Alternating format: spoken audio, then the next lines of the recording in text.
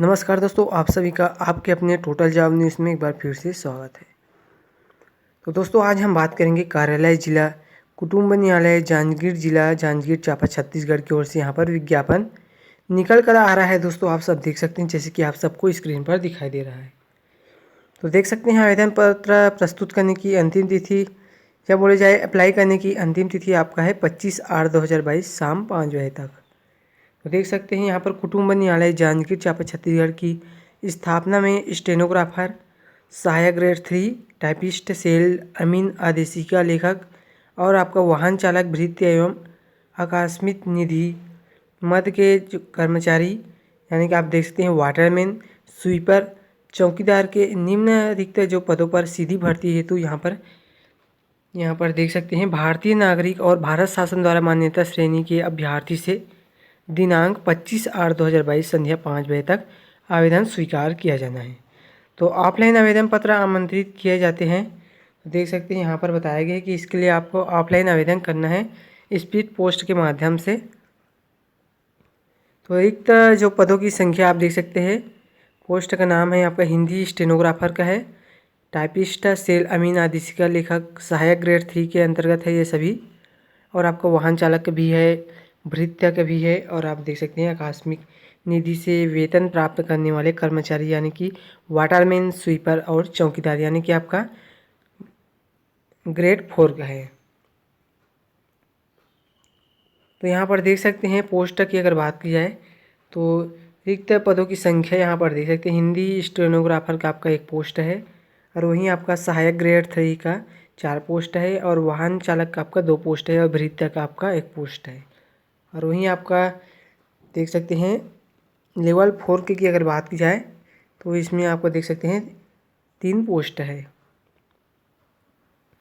तो यहाँ पर आरक्षण के आधार पर बटा गया है दोस्तों, आपका कैटेगरी के आधार पर आपका पोस्ट है। तो देख सकते हैं यहाँ पर अनुसूचित जनजाति है, अनुसूचित जाति और अन्य पिछड़ा वर्ग और आपका अनारक्षित वर्ग का अलग अलग है। तो देख सकते हैं इसमें आपका भूतपूर्व सैनिक का भी यहाँ पर दिया गया है।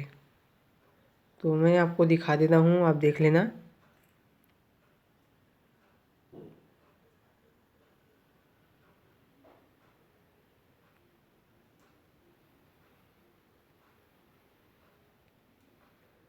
तो जैसे कि दोस्तों यहाँ पर बताया गया है कि जो पदों की संख्या है वो परिवर्तनीय है, समय के आधार पर बढ़ाया भी जा सकता है और स्थिति को देखते हुए कम भी किया जा सकता है। तो अनुसूचित जाति और अनुसूचित जनजाति और अन्य पिछड़ा वर्ग के लिए आरक्षित पद केवल छत्तीसगढ़ के मूल निवासियों के लिए ही आरक्षित है और अन्य राज्य के आरक्षित वर्ग के प्राप्त आवेदन अनारक्षित वर्ग के अंतर्गत विचारित किया जाएंगे। तो देख सकते हैं इसके लिए केवल छत्तीसगढ़ के लोग ही नहीं, छत्तीसगढ़ के बाहरी लोग भी इसके लिए अप्लाई कर सकते हैं। तो देख सकते हैं यहाँ पर तो भर्ती की पात्रता एवं शर्त की अगर बात की जाए तो देख सकते हैं हिंदी स्टेनोग्राफर की अगर बात की जाए तो छत्तीसगढ़ वेतन पुनरीक्षण नियम 2017 अंतर्गत वेतन जो है मैट्रिक लेवल 7 के आधार पर है 28,700 से 91,300 है इसका वेतन। और वहीं आपका शैक्षणिक योग्यता की अगर बात की जाए इस पोस्ट के लिए तो इसका जो योग्यता है वो किसी भी मान्यता प्राप्त विश्वविद्यालय से अनारक्षित वर्ग के लिए न्यूनतम 45% एवं आरक्षित वर्ग के लिए न्यूनतम 40% अंकों के साथ स्नातक परीक्षा उत्तीर्ण होना चाहिए। और छत्तीसगढ़ या मध्य प्रदेश शीघ्र लेखन तथा मुद्रा लेखन परीक्षा बोर्ड या शासन द्वारा मान्यता प्राप्त किसी अन्य समक्ष बोर्ड द्वारा हिंदी शीघ्र लेखन परीक्षा उत्तीर्ण होना चाहिए। अभ्यर्थी को कंप्यूटर में हिंदी टाइपिंग की गति 5000 की डिप्रेशन के प्रति घंटा होना चाहिए और वहीं गति के संबंध में कौशल परीक्षा आयोजित की जाएगी। तो यहाँ पर आपका टेस्ट भी होगा दोस्तों, देख सकते हैं कौशल परीक्षा है जो कि आपका आयोजित की जाएगी टाइपिंग के लिए। और अभ्यर्थी को डिप्लोमा इन कंप्यूटर एप्लीकेशन यानी कि आपका DCA बोल सकते हैं, कंप्यूटर आपका होना है चाहिए और साथ में आपका MS वर्ड या इंटरनेट का आपका थोड़ा बहुत ज्ञान भी आपको लगने वाला है इसमें। और वहीं आपका नेक्स्ट पोस्ट की अगर बात की जाए सहायक ग्रेड 3 की तो यहाँ पर देख सकते हैं इसका जो पद का वेतन की अगर बात की जाए तो इसका देख सकते हैं 19,500 से 62,000 है इसका जो वेतन, जो कि लेवल 4 के आधार पर है इसका जो पेमेंट है वो।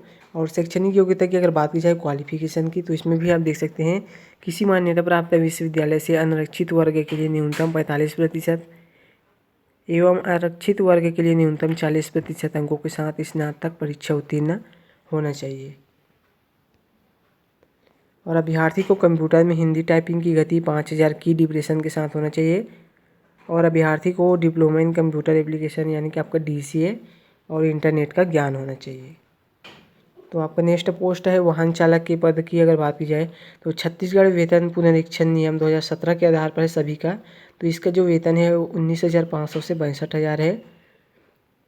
और इसका जो योग्यता है आप देख सकते हैं किसी मान्यता प्राप्त बोर्ड से पूर्व माध्यमिक शाला यानी कि आपका 8वीं पास होना अनिवार्य है। तो 8वीं पास वालों के लिए सुनहरा अवसर है दोस्तों, ज़रूर अप्लाई कर देना, हम आपको पूरा जानकारी दे देंगे इसके संबंध में। और आप देख सकते हैं इसका जो अप्लाई करने वाले के पास हल्का मोटर यान का वैध अनुज्ञापित धारी यानी कि आपका मोटर यान चलाने का आपका ज्ञान होना चाहिए हल्का, और आपका लाइसेंस भी होना चाहिए, खुद का ड्राइविंग लाइसेंस। और भृत्य की अगर बात की जाए भृत्य पोस्ट की तो इसमें आपका वेतन है 15,600 से 49,400, जो कि लेवल 1 के आधार पर होता है इसका जो पेमेंट है वो। तो इसका जो क्वालिफिकेशन की अगर बात की जाए तो इसमें आपका 5वीं पास की परीक्षा उत्तीर्ण होना चाहिए। और सेवा कार्य करने हेतु तत्पर तथा आवेदित पद से संबंधित जो आपके कार्य में अनुभव प्रमाण पत्र होना चाहिए इसका।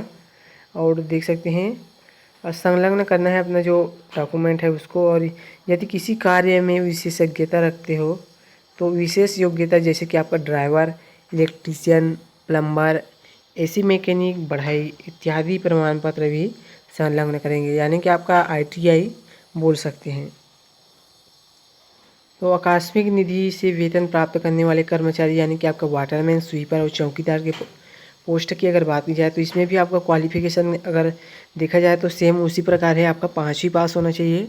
और वहीं आपका सेवा कार्य करने हेतु तत्पर तथा आवेदित पद से संबंधित कार्य में अनुभव होना चाहिए आपका। देख सकते हैं इसमें भी आपको उसी प्रकार जैसे कि विशेष योग्यता में उसी प्रकार दिया गया है, इसमें भी आप देख सकते हैं। तो आयु सीमा एवं पात्रता की शर्त की अगर बात की जाए दोस्तों इस पोस्ट के लिए तो रोजगार कार्यालय में आपका देख सकते हैं अभ्यर्थी का जीवित पंजीयन होना चाहिए। और कोई भी उम्मीदवार जिसने न्यूनतम आयु सीमा के पूर्व विवाह कर लिए होंगे तो वो भी इसके लिए अप्लाई नहीं कर सकते हैं। और कोई भी पुरुष अभ्यर्थी जिसने एक से अधिक पत्नी जीवित हो, और कोई भी महिला अभ्यर्थी जिसने ऐसे व्यक्ति से विवाह किया हो जिसकी पहले से एक और पत्नी थी तो वो भी इसके लिए अप्लाई नहीं कर सकेंगे। और प्रत्येक ऐसे अभ्यर्थी पात्र होंगे जिसकी आयु सीमा 1/1/2022 को 18 वर्ष से कम तथा 30 वर्ष से अधिक नहीं होना चाहिए। परंतु छत्तीसगढ़ के स्थानीय मूल निवासी अभ्यर्थी के लिए उच्चतर आयु सीमा है आपका 40 वर्ष निर्धारित किया गया है। तो देख सकते हैं यहाँ पर। और जो भी अभ्यर्थी उच्चतर आयु सीमा में छूट चाहता है तो उसे संबंधित दस्तावेज प्रस्तुत करना अनिवार्य होगा। उच्चतर आयु सीमा में छूट के लिए यहाँ पर देख सकते हैं आपका यदि अभ्यर्थी छत्तीसगढ़ शासन द्वारा घोषित अनुसूचित जाति या अनुसूचित जनजाति का है तो आयु सीमा में अधिकतम 5 वर्षों का आपका छूट दिया जाएगा।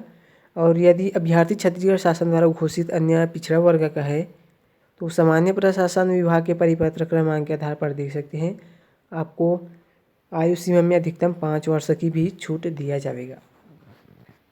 और वो छूट किसको मिलेंगे आप देख लिए यहाँ पर, पिछड़ा वर्ग के अभ्यर्थी को जो क्रीमी लेयर के अंतर्गत नहीं आते हैं उसी को ही छूट दिया जाएगा। तो यहाँ पर देख सकते हैं चौथे नंबर पर बताया गया कि छत्तीसगढ़ शासन की स्थायी अस्थायी वर्क चार्ज या कंटिजेशन एजेंसी पेड कर्मचारी तथा छत्तीसगढ़ शासन के निगमों मंडलों आदि के कर्मचारियों के संबंध में उच्चतम आयु सीमा 38 साल की होगी। और यदि अधिकतम आयु परियोजना क्रियान्वयन समिति के अंतर्गत कर्मचारियों के लिए भी स्वीकार होंगे। ऐसे अभ्यर्थी जो छटनी किया गया शासकीय कर्मचारी सेवक हो तो अपनी आयु में उसके द्वारा पहले से की गई जो संपूर्ण सेवा है उसमें अधिकतम 7 वर्षों की कालावधि भले ही कालावधि से एक बार की गई सेवाओं का योग हो कम करने के लिए अनुज्ञात किया जाएगा। और ऐसे महिला के लिए आयु सीमा में छूट शासन के नियमानुसार 10 वर्ष की शिथिल होगी, जो कि उनके वर्ग में मिलने वाली आयु सीमा में छूट के अतिरिक्त होगी। सामान्य प्रशासन विभाग के परिपत्र क्रमांक के आधार पर देख सकते हैं 26/2004 के अनुसार शिक्षाकर्मी को शासकीय सेवा में उतने वर्ष की छूट दी जाएगी जितने वर्ष शिक्षाकर्मी के रूप में सेवा की है। इसके लिए 6 माह से अधिक सेवा की अवधि 1 वर्ष की आयु सीमा तक रहेगी। जिन वर्गों को पूर्व में ही आयु सीमा में छूट का लाभ दिया जा रहा है।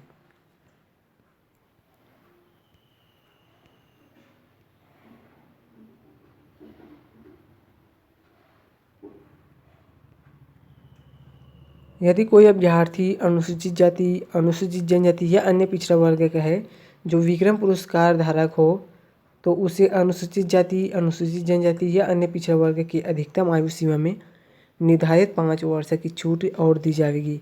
अंतरजातीय विवाह के लिए निर्धारित छूट नहीं दी जाएगी।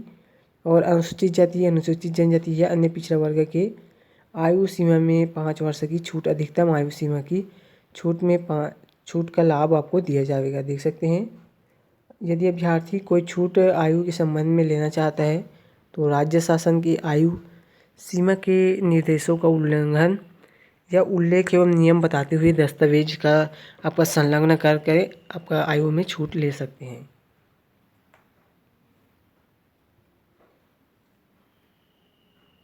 तो यहाँ पर 6 नंबर पर इम्पोर्टेंट बात दिया गया है दोस्तों, मैं आपके साथ शेयर कर रहा हूँ। आपको इसको ध्यान से सुनना और आप देख भी सकते हैं स्क्रीन पर जैसे कि आपको दिखाई दे रहा है। तो यहाँ पर 6 नंबर पर बताया गया है कि यह सुनिश्चित करने की जिम्मेदारी स्वयं आवेदक की होगी या अभ्यर्थी की होगी कि वह आवेदित पद के लिए निर्धारित जो समस्त अर्हता एवं शर्त को पूरा करते हैं।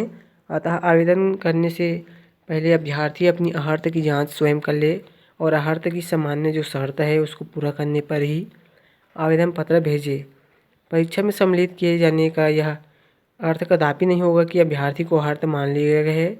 चयन के किसी भी स्तर पर अभ्यर्थी की अनर्हता अगर पाया जाता है तो उसका आवेदन निरस्त कर दी जाएगी, उनकी उम्मीदवारी चयन समाप्त कर दी जाएगी और नियुक्ति पश्चात जांच में किसी भी समय अनर्हता पाया जाता है तो उसकी नियुक्ति समाप्त कर दी जाएगी। और जो अभ्यर्थी चयन प्रक्रिया में वो प्रत्यक्ष या अप्रत्यक्ष रूप से प्रभावित करने का भी अगर प्रयास करता है तो उसकी भी उम्मीदवारिता भी समाप्त कर दी जाएगी। आवेदनों की छटाई पश्चात पात्र या अपात्र अभ्यर्थी की सूची जिला न्यायालय की वेबसाइट है, देख सकते हैं, इसमें आपको अपलोड किया जाएगा। अपात्र अभ्यर्थी को उनके अपात्रता के संबंध में सूचना भी वेबसाइट के माध्यम से आपको दिया जाएगा। तो अभ्यर्थी द्वारा पात्रता के संबंध में अनापत्ति की जा सकती है और तत्पश्चात अंतिम जो पात्रता सूची होगी दोस्तों वो जिला न्यायालय के जांजगीर के वेबसाइट में आपको मिल जाएगी।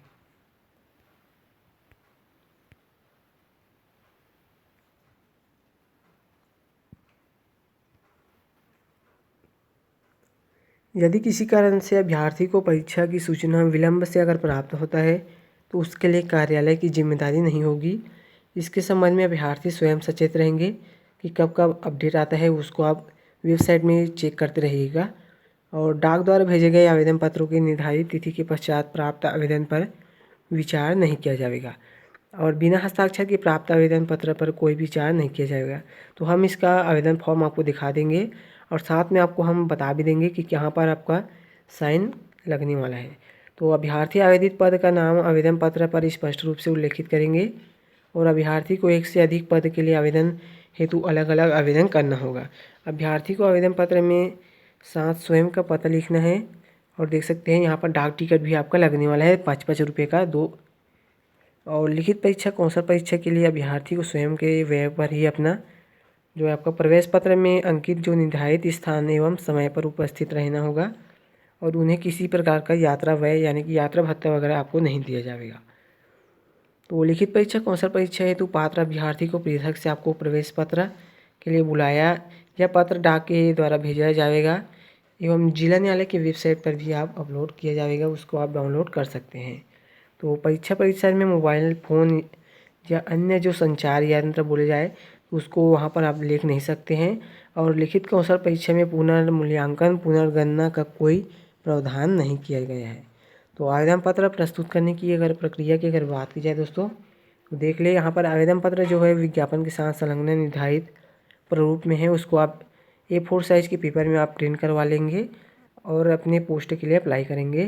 तो देख सकते हैं आवेदन पत्र दिनांक 25/8/2022 को शाम 5 बजे तक ही बंद लिफाफे में उसके ऊपर आपको स्पष्ट रूप से अपने पोस्ट का नाम और अपना नाम आपको लिखना है, पता वगैरह सही और स्पष्ट रूप से।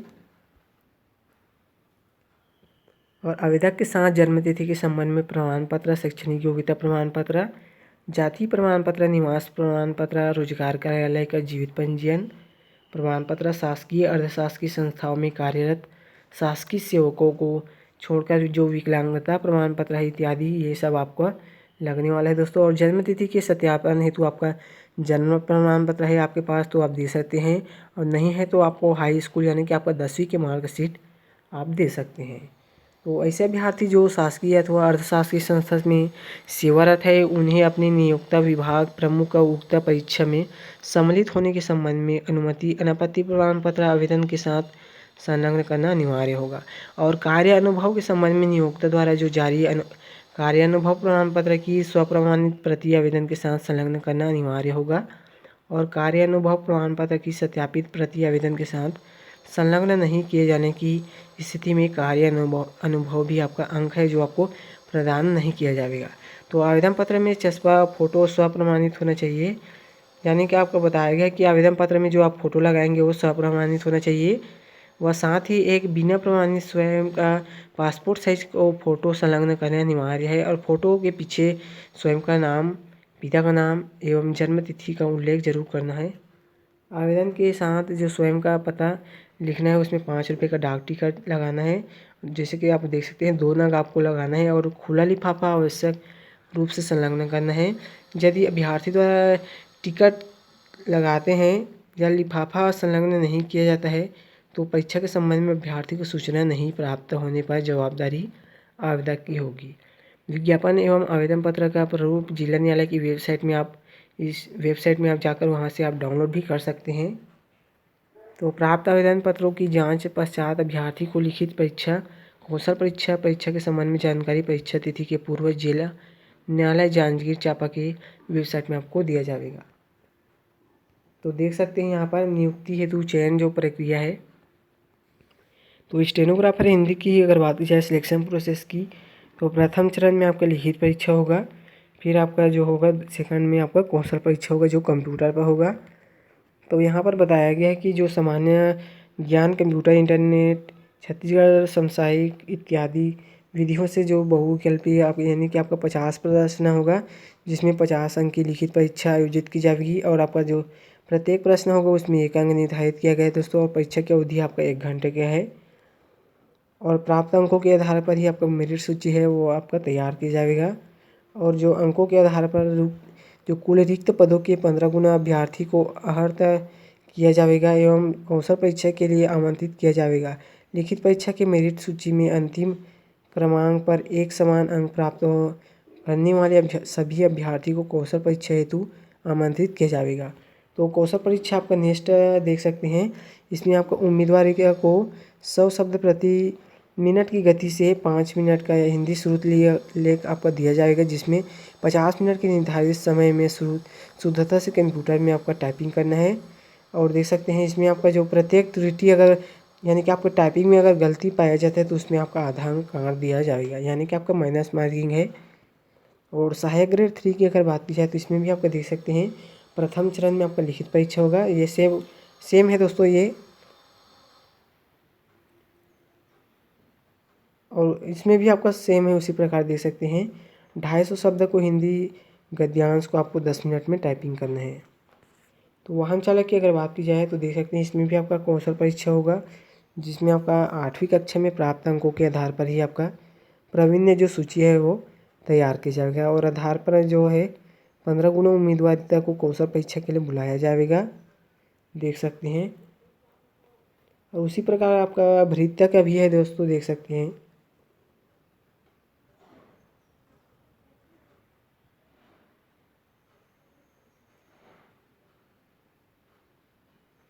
और आपका कौशल परीक्षा भी है, उसी प्रकार देख सकते हैं।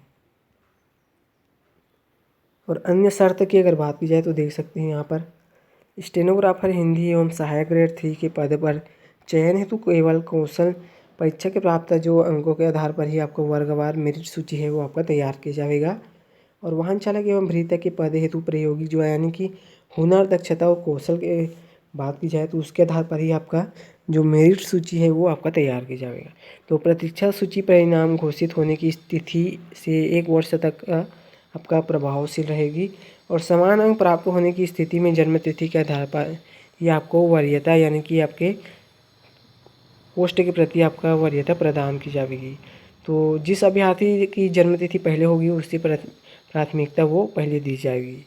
तो चयनित उम्मीदवारिता को 3 वर्ष की परीक्षा में रखा जाएगा, जिससे उन्हें स्टाइपेंड बोले जाए तो स्टाइपेंड प्राप्त होगा, जो इस प्रकार होगा यानी कि प्रथम वर्ष, द्वितीय और तृतीय वर्ष मिलाकर आप देख सकते हैं। प्रथम वर्ष में वेतन के न्यूनतम आपका 70% और वेतन के न्यूनतम का 80% और उसी प्रकार 90% आपको जो, परंतु परीक्षा अवधि में स्टाइपेंड के साथ अन्य जो भत्ते हैं वो कार्यरत अन्य जो कर्मचारियों की तरह प्राप्त होंगे। और परीक्षा अवधि की समाप्ति पर जब वह सेवा या पद पर अस्थायी किया जाता है तब शासकीय सेवक का वेतन उस सेवा या पद को लागू वेतन मानकर न्यूनतम नियत किया जाएगा। और अन्य शर्त आप देख सकते हैं, प्रशासनिक एवं अन्य जो अपरिहार्य कारणों से यह विज्ञापन परीक्षा के किसी भी स्तर पर बिना पूर्व सूचना दिए कभी भी निरस्त या स्थगित किया जा सकता है। तो अभ्यर्थी चयन प्रक्रिया एवं परीक्षा को प्रत्यक्ष या अप्रत्यक्ष रूप से प्रभावी करने का प्रयास करेंगे, उनकी उम्मीदवारी किसी भी स्तर पर निरस्त कर दी जाएगी। तो देख सकते हैं यहाँ पर इसका जो नियम वगैरह है दोस्तों वो बड़ा ही स्ट्रिक्ट है, तो आप देख ले तो बेहतर होगा।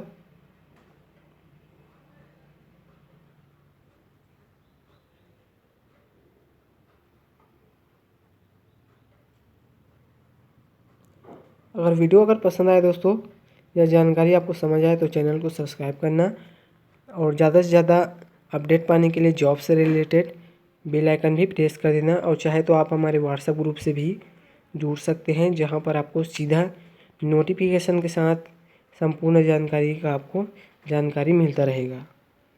तो देख सकते हैं यहाँ पर जो भी जानकारी वगैरह मांगा है आप, और ये आपका आवेदन फॉर्म है, आप देख सकते हैं। इसको आप प्रिंट करवा लेंगे और अपने पोस्ट के लिए अप्लाई करेंगे।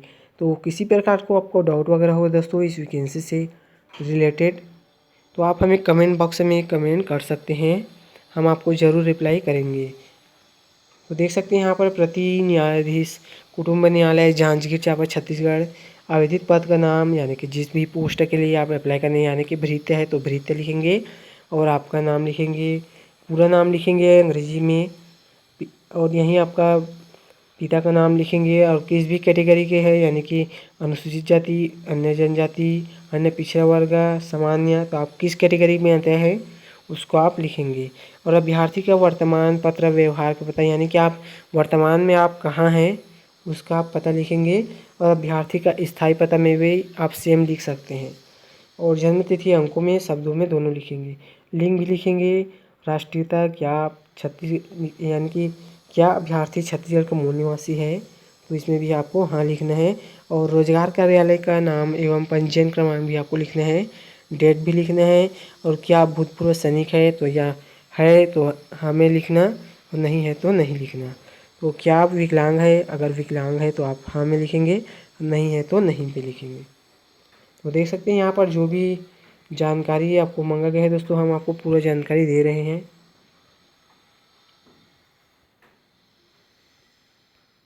तो देख सकते हैं बस इतनी ही जानकारी दिया गया है नोटिफिकेशन में। अगर इसके संबंध में अगर अपडेट आता है तो हम आपको ज़रूर सूचित करेंगे दोस्तों।